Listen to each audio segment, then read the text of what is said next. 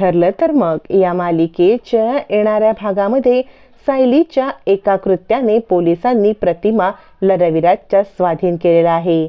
मकर संक्रांतीला प्रतिमाला घेऊन आता रविराज धूमधडाक्यात घरी येणार आणि सायली आणि परिवार त्या सगळ्यांचं म्हणजे ह्या दोघांचं धूमधडाक्यात स्वागत करणार. या सगळ्यामध्ये रविराज आणि प्रतिमा यांना शोधण्यासाठी सायलीने काय युक्ती केलेली आहे, म्हणजे रविराज आणि प्रतिमा यांची गाठभेट घडवण्यासाठी सायलीने घेतलेला एक निर्णय आता खूप मोठा ठरतो आणि आता सायलीचं खूप ठिकाणी कौतुक होतं. प्रियाच्या मूर्खपणाचा कळस होत सायलीचा कौतुकाचा वर्षाव सुभेदार किल्लेदार यांच्याकडून आता मात्र सायलीवरती कौतुकाचा वर्षाव होतो. पण त्याच वेळेला प्रतिमा घरी आल्यावरती तिने घेतलेला एक थरारक निर्णय खूप मोठी मालिकेतली समीकरणं बदलतात. कारण रविराजांनी आता मात्र प्रतिमाला आपल्या घरी नेण्याचं ठरवलं असतं, पण प्रतिमा नागराज आणि प्रिया यांच्याकडे डुंकूनही न बघता त्यांचा राग करत ती आता सायलीच्याकडे धावत जाणार असते आणि इथूनच मालिकेमध्ये एक निर्णायक वळण येणार असतं. आता इकडे पुन्हा सायली कुसुमकडे येते, कारण आता कविताची जी पोलीस कंप्लेंट दिलेली असते त्या संदर्भात दोघींना पोलीस स्टेशनला जायचं असतं. मग सायली आता कुसुमच्या घरी येते आणि म्हणते, कुसुमताई, कविताताईंचा अजून काही पत्ता लागला नाही ना? मग आपण एक काम करूया, आपण ताबडतोब पोलीस स्टेशनला जाऊया. मी अर्जुन सरांना डायरेक्ट तिकडे बोलवलेलं आहे.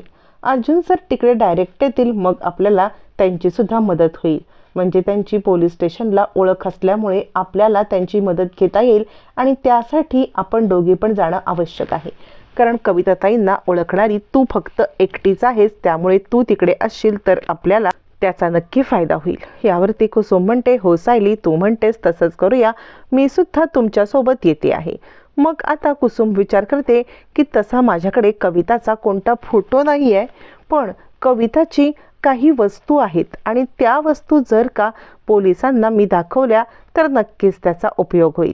आणि मग आता कुसुम कविताच्या काही वस्तू म्हणजेच प्रतिमाच्या काही वस्तू राहिलेल्या असतात त्या वस्तू घेते आणि त्या वस्तूंमध्ये असते ती एक छोटीशी डायरीमधलं कविताचं म्हणजेच प्रतिमाचं अक्षर. आता इकडे कुसुम ती डायरी घेते आणि सायलीला म्हणते, सायली, ही बघ, याच्यामध्ये काही त्याची नोंद असेल तर आपण बघूया का? म्हणजे त्यांचं नाव किंवा कुठला ॲड्रेस किंवा अजून काही नोंद. सायली आणि कुसुम दोघी जणी ती डायरी वाचतात. त्या डायरीमध्ये फारसं काही नसतं, पण काही अंकांची नोंद म्हणजे काही तारखांची नोंद असते किंवा काही छोटे मोठे हिशोब असतात. सायली म्हणते, या तारखांची नोंद आहे आणि काही हिशोब म्हणजे त्या छोटं मोठं जे काम करतात त्याचे हिशोब आहेत. आपण नेऊया ही डायरी पोलिसांकडे, पण याचा काही फारसा उपयोग होईल असं वाटत नाही. कुसुम म्हणते, ठीक आहे, आपण जाऊया. तोपर्यंत इकडे आता नागराज आणि प्रिया यांचं वेगळंच कारस्थान चालू असतं. कारण रविराजांनी सगळी प्रॉपर्टी प्रियाच्या नावावरती करण्याचं ठरवल्यामुळे नागराज इतका खुश झालेला असतो की तो आता प्रियाला कुठे ठेवून कुठे नको, कारण ही जर प्रिया पुन्हा फिरली तर ही सगळी प्रॉपर्टी पुन्हा एकदा आता सगळी आपल्यापासून लांब जाईल. त्यासाठी आता मात्र इकडे नागराजने घेतलेला निर्णय खूप मोठा असतो. तो प्रियाला म्हणतो, हे बघ, प्रॉपर्टी तुझ्या नावावरती झाली की मग आपला खरा प्लॅन सुरू होईल. ती प्रॉपर्टीमधला काही हिस्सा मी तुला देईन खरा. यावरती प्रिया म्हणते, काही हिस्सा? नागराज म्हणतो, एक लक्षात घे, या प्रॉपर्टीवरती तुझा काडी मात्र हक्क नाहीये. यावर प्रिया सांगते, ज्याप्रमाणे या प्रॉपर्टीवरती माझा काडी मात्र हक्क नाही, त्याचप्रमाणे या प्रॉपर्टीवरती तुमचा सुद्धा काडी मात्र हक्क नाहीये. एक गोष्ट लक्षात घ्या, ज्याप्रमाणे तुम्ही यासाठी उपरी आहात, मी पण उपरीच आहे. आपण दोघांनी मिळूनच एकमेकांची साथ दिली तरच हे शक्य होईल. यावर नागराज विचार करतो, ही तर जास्त हुशारच निघाली, पण हिच्या कलांनी जर का घेतलं नाही तर आपल्याला खूप मोठा फटका बसू शकतो. नागराज म्हणतो, ठीक आहे, सामंजस्याने जे काही होईल ते करूया, पण या सगळ्यामध्ये महिपती साक्षी यांना काही सांगायचं नाही. आता मात्र अर्जुन पोलीस स्टेशनला जायला निघतो कुसुम आणि आता सायलीला तो पिकअप करायला येतो. परत कुसुम भांडायला लागते आणि म्हणते, आला आता डायरेक्ट पोलीस स्टेशनला भेटायचं तर आपल्याला न्यायला का आला? यावरती सायली म्हणते, कुसुमताई आत्ता तरी गप्प बस, आपल्याला कविताताईंना शोधायला जायचंय की नाही, त्यासाठी सर आपली मदत करतायत ना, मग आता तरी नको नाही भांडणाचे काळ करूस, असं म्हणत सायली आता कुसुमला शांत करते आणि पोलीस स्टेशनला येते. पोलीस स्टेशनला आल्यावरती कुसुमच्या अचानक लक्षात येतं की माझ्या मोबाईलमध्ये तर त्या दिवशी आम्ही दोघींनी ज्या वेळेला लक्ष्मीपूजन केलं होतं तेव्हाचे काढलेले फोटो आहेत. मग हे फोटो पोलिसांना दाखवण्यासाठी कुसुम आपला मोबाईल काढते.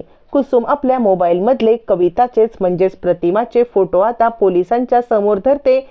ज्या वेळेला लक्ष्मीपूजन झालेलं असतं त्यावेळेला काढलेले फोटो आता कुसुमच्या लक्षात येतं. कुसुम ते फोटो दाखवते आणि आता एकच गजब उडतो. कविता हीच प्रतिमा आहे हे आता अर्जुन आणि सायली यांच्या लक्षात येतं. सायली सांगते, कुसुमताई या तर प्रतिमा आत्या आहेत. अर्जुन म्हणतो, हो, हा प्रतिमा आत्याचा फोटो आहे. इकडे तोपर्यंत प्रिया आता प्रॉपर्टी तिच्या नावावरती केल्यावरती आपण काय करायचं हा विचार करत असते आणि रविराजांनी अखेर प्रॉपर्टी साईन करण्यासाठी दुसऱ्या दिवशी म्हणजे प्रियाच्या नावे ट्रान्सफर करण्यासाठी वकिलांना बोलवलेलं असतं आणि याच दुसऱ्या दिवसामध्ये एका दिवसात समीकरणं बदलणार असतात. कारण इकडे अर्जुन आणि सायली यांना समजलेलं असतं की कविता हीच प्रतिमा आहे. त्यावरती सायली म्हणते, कुसुमताई इतके दिवस प्रतिमा त्या इथे राहत होत्या पण त्यांची माझी कधी भेटच झाली नाही. कुसुम म्हणते, सायली मी तुला एक गोष्ट सांगू का, त्या जितका वेळ इथे होत्या ना मला तुझा नेहमी भास व्हायचा, म्हणून मी तुझ्याशी व्हिडिओ कॉलवर त्यांना बोलायला पण देत होते, पण काही ना काहीतरी कारण घडत हे सगळं टळत होतं. सायली सांगते, कुसुमताई आपल्याला लवकरात लवकर प्रतिमा त्यांना शोधलं पाहिजे.